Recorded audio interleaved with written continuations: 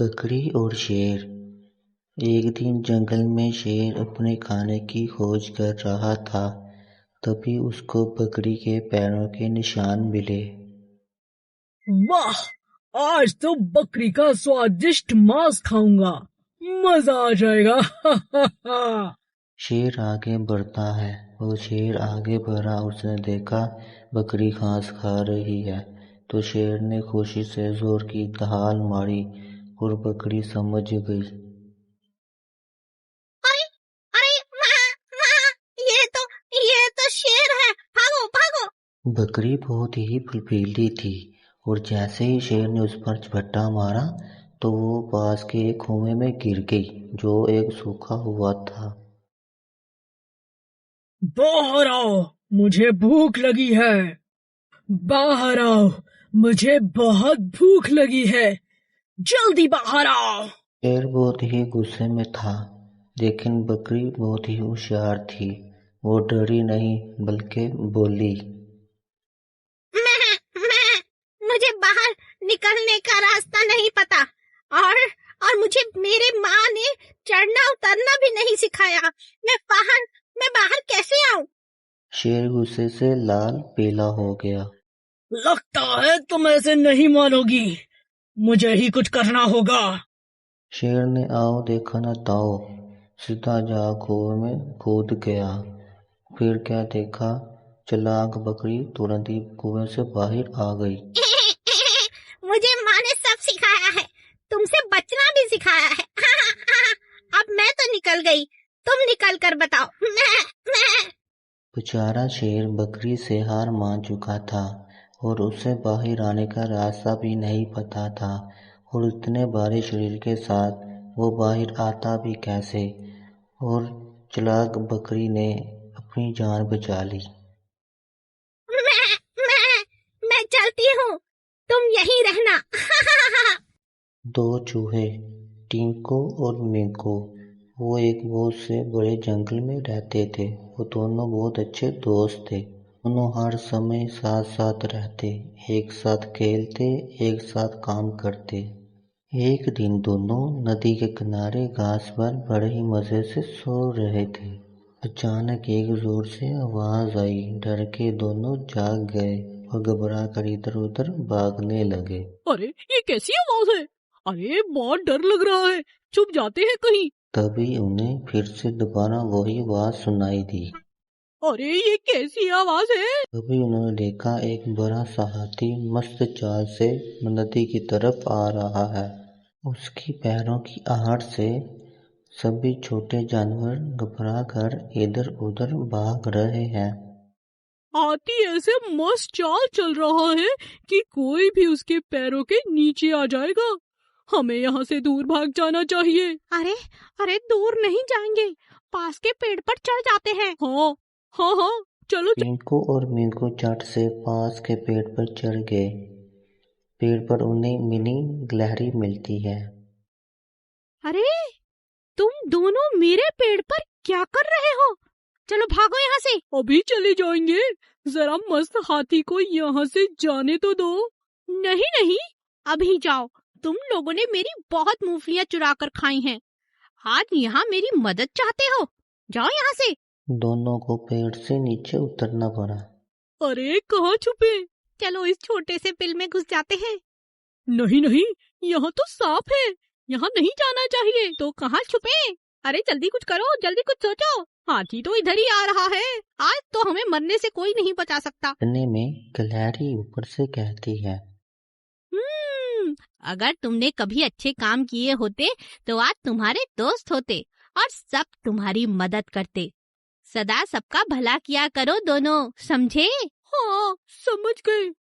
समझ गए। दयालु पेट। एक बार की बात है, कुकू कोयल अपने अंडों के साथ पेड़ पर रहती थी।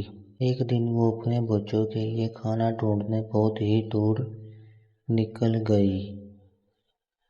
रास्ते में बरसात होने लग गई, इस कारण कुकू कोयल पूरी तरह भीग गई। मुझे कहीं कहीं बैठकर अपने पंखों को सुखा लेना चाहिए, नहीं तो उड़ना बहुत मुश्किल है। मुझे अपने बच्चों के पास भी तो जाना है। तभी कुकू एक पेड़ के पास पहुंची। मीठे पेड़ आम, क्या तुम मेरी मदद कर सकते हो? मैं बहुत भीग चुकी हूँ और थक भी चुकी हूँ। मुझे थोड़ी देर अपने पास बैठने दो। मैं अपने पंखों को सुखाकर चली जाऊंगी। नहीं नहीं नहीं नहीं, तुम चली जाओ यहाँ से। मैं सब समझता हूँ। तुम्हारी नजर मेरे मीठे मीठे आम पर है। तुम यहाँ से चली जाओ अभी। बड़ी कोयल वहां से चली गई। फिर पहुंची पेड़ पपीते के पास। ये पेड़ पपीते, क्या मैं तुम्हारी डाल पर बैठकर कुछ देर आराम कर सकती हूँ? मैं बहुत थक चुकी हूँ और मेरे पंख बुरी तरह भीग चुके हैं। मुझे बहुत ठंड भी लग रही है। नहीं नहीं नहीं नहीं, मुझे किसी को खुद पर बिठाना पसंद नहीं, और वैसे भी मेरे पपीते बहुत मीठे हैं। अगर तुमने खाया तो मुझे अच्छा नहीं लगेगा। तुम यहाँ से चली जाओ और किसी पेड़ पर बैठ जाओ। निराश होकर कुकू वहां से चली गई। कुकू तीसरे पेड़ के पास पहुंची।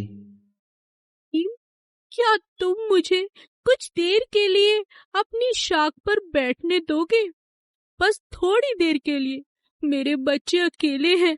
मुझे अपने पंखों को सुखाकर वहां वापस जाना है। क्यों नहीं, आओ आओ चिड़िया रानी, तुम्हारा स्वागत है।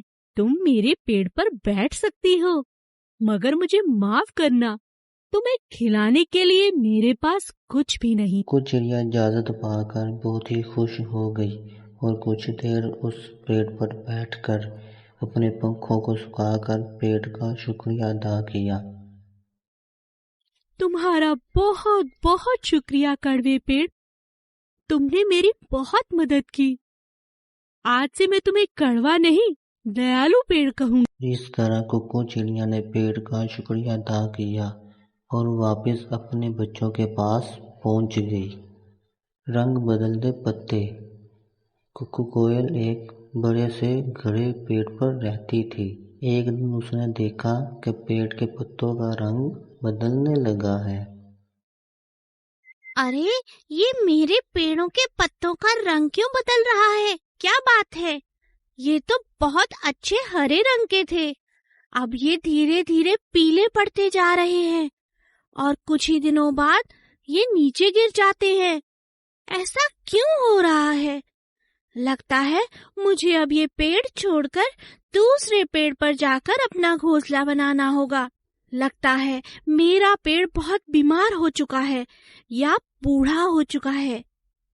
कोयल नया घोंसला बनाने के चक्कर में जंगल में नया दरख्त ढूंढने लगती है कि जब वो जंगल में घूमती है उसे पता चलता है यहाँ इसी तरह सारे पत्ते जमीन पर हैं और मुरझाए हुए हैं।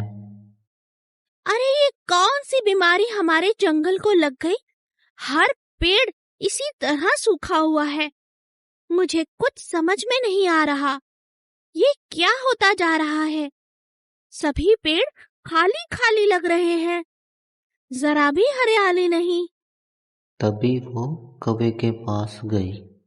भाई, तुम्हारा पेड़ भी बीमार है क्या? क्या कहो?